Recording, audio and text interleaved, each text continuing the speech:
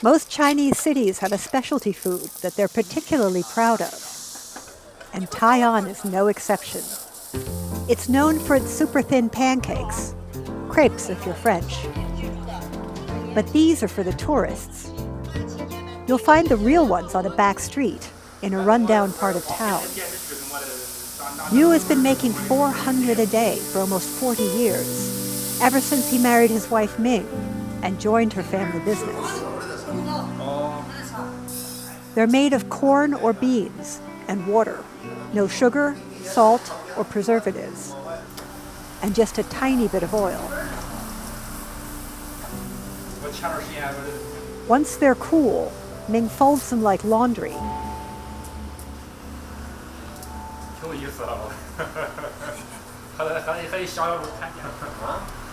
Then bags and sells them for 20 yuan, about $3 per kilo. They start at 4 a.m. It takes 2 of them to lift the heavy plate and light a fire underneath. By noon, it's so hot that they can barely see.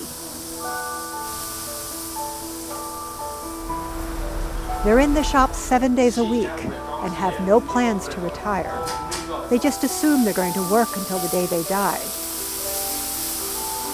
They make it look so easy. But in fact, it's almost impossible to make pancakes this thin, but strong enough so that they don't tear.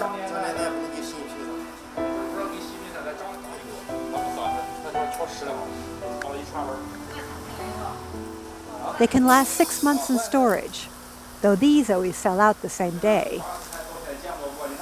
China may be a global powerhouse, but people like Liu and Ming are still its heart and soul.